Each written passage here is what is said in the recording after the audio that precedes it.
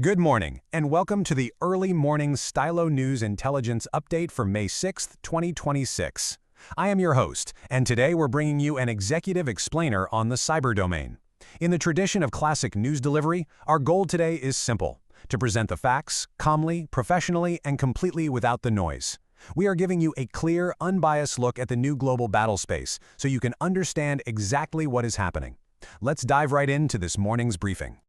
Before we begin, a quick note that this intelligence update is sponsored by ProWave AI.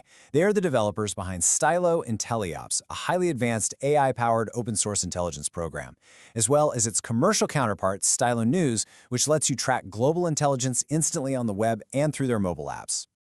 Okay, here's how today's briefing breaks down.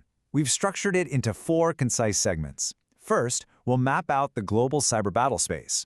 Second, we'll examine the tangible impacts and perspectives of key decision-makers. Third, we'll analyze intelligence sources and current sentiment. And finally, we will wrap up with an outlook and strategic watch list. Section 1. The Global Cyber Battlespace. Let's look at the primary state actors. Geographically speaking, the principal state actors driving today's cyber activity originate from 4 main centers: Russia, China, Iran, and North Korea. Based on the latest aggregated intelligence estimates, we're seeing a stark convergence here. These actors are increasingly prioritizing strategic disruption. Now, why these specific regions? Well, it largely comes down to their operational environments. They frequently operate entirely outside international extradition frameworks. This essentially allows state apparatuses to either shield or, in some cases, directly fund sophisticated cyber syndicates. It creates a highly complex overlap between formal military cyber commands and purely criminal ecosystems, blurring the lines of accountability completely. When we categorize the operational focus of each actor, some very distinct methodologies emerge. Russia leans heavily toward disruption and sabotage. They frequently use deniable proxy networks, groups like No Name 057, to coordinate massive distributed denial-of-service attacks designed to overwhelm and take down municipal or transport systems. China's approach is entirely different. Their priority is persistent access. They rely on stealthy espionage and infrastructure-focused tradecraft. For instance, botnets like Voltyphoon are built to infiltrate everyday civilian routers and cameras, allowing operatives to hide within normal network traffic for months or even years. Iran, on the other hand, is prioritizing physical sabotage within operational technology and industrial control systems. They specifically probe energy and water sectors, literally testing the defenses of the utilities we rely on daily. Finally, North Korea's focus remains squarely on financial theft to fund state operations. Highly adaptable networks like Blue Noroff are moving way beyond basic spam. They're now using AI-enhanced lures, think deepfake job interviews and highly personalized spear phishing, to execute incredibly precise cryptocurrency heists. Section 2. Impacts and Perspectives. Let's look at the cascading global effects. Over our current observation window, we've seen these tactics cascade globally, fundamentally affecting the daily lives of ordinary citizens. In France, a major data breach at the National Agency for Secure Documents impacted nearly 19 million citizens. That's not just a technical failure. That is a massive risk of nationwide identity theft and bank fraud for roughly a third of their entire population. Over in China, the National Supercomputing Center in Tianjin experienced a massive breach involving 10 petabytes of data. To put that in perspective, that underscores a severe risk to highly classified scientific research and state secrets. Meanwhile, the United Arab Emirates reports confronting up to 800,000 daily cyber attacks. That is a relentless, staggering volume of automated probing on national utility grids and financial sectors. And in Guatemala, we've seen severe disruptions targeting their electoral systems and government universities. When civic foundations are targeted like that, it shakes the integrity of the democratic process itself.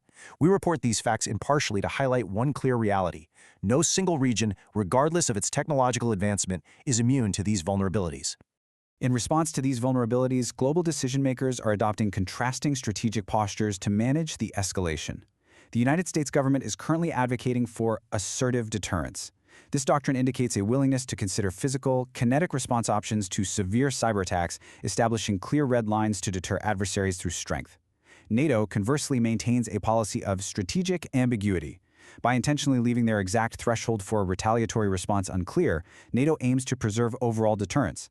This keeps adversaries second-guessing the consequences, while allied nations incrementally bolster their own defenses. Both are highly calculated, deliberate approaches to managing geopolitical tension without unnecessarily sparking a conventional armed conflict. South Korean authorities, however, are taking a notably reformist approach right now. They are stressing the urgent need to adapt national cybersecurity strategies specifically to the AI era. They're confronting the reality of advanced autonomous network intrusions. Sophisticated models, like Anthropic's Mythos, represent a totally new class of highly autonomous systems. These can execute complex, multi-step network penetrations without needing constant human direction or oversight. This means the speed of an attack now easily outpaces traditional human response times. So South Korea's updated strategy focuses heavily on modernizing governance and building sovereign AI defenses, acknowledging the stark reality that technical patches alone just aren't going to cut it anymore. Section 3. Intelligence sources and sentiment. What is the open source community saying? When we analyze primary threat reporting volume from the open source intelligence community and news outlets over the past 2 weeks, clear focuses emerge. 40% of the reporting volume is centered on Russian proxy harassment and APT-28 exploitation. This high percentage is largely due to the inherently noisy, disruptive nature of these attacks, which creates a lot of operational visibility. 30% of the intelligence chatter focuses on Chinese espionage and persistent access operations. Because these tactics are designed specifically to be stealthy, this substantial reporting volume actually indicates a deep concern over long-term, undiscovered network compromises. The remaining volume is evenly split, with 15% tracking North Korean financial theft mechanisms and 15% covering the transnational ransomware networks that continue to extort municipal and enterprise targets worldwide. Synthesizing the sentiment across all these sources reveals a very broad and very urgent consensus. There is nearly unanimous concern across the global intelligence community regarding a rapid AI-powered cyber arms race. Because malicious AI models can self-replicate, adapt to defenses in real time, and cause uncontrollable collateral damage across global networks, we're seeing strong, unified calls for international AI governance frameworks. In fact, intelligence professionals are increasingly comparing the necessity of these frameworks to Cold War-era nuclear non-proliferation treaties. Furthermore, there's a clear consensus on the absolute necessity for cross-border law enforcement collaboration. The OSCE is actively championing this, emphasizing judicial capacity building against cybercrime. The goal is to standardize and strengthen legal responses so that cybercriminals can be prosecuted seamlessly across member states. Section 4. Outlook and Strategic Watchlist. Let's review the strategic forecast. Based on the data we've reviewed, our strategic forecast points to several highly likely events that informed citizens and decision-makers need to monitor. In the immediate term, over the next few days, we anticipate highly sophisticated AI-enabled social engineering campaigns targeting financial ecosystems. Think of AI voice cloning utilized to impersonate banking executives, or hyper-realistic phishing emails designed to bypass corporate security protocols completely. In the near term, over the next 1 to 2 weeks, intelligence indicates an increased probing of energy and water industrial control grids. They're essentially testing the digital fences around power plants to gauge response times. Looking slightly further out to the medium term, we project an expansion of hybrid pressure targeting democratic electoral infrastructure worldwide. For the everyday citizen, this could manifest as localized digital misinformation campaigns coupled with actual cyberattacks that temporarily disrupt voter registration databases. We deliver this forward-looking projection to help maintain awareness of factual trends, strictly avoiding speculation or unnecessary fear. And that concludes our Executive Explainer for this morning.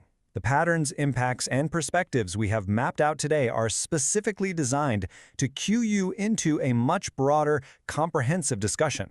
This briefing directly leads into the Stylo News Intelligence Update morning podcast, where we will analyze these 2 weeks of events in this region in much greater depth.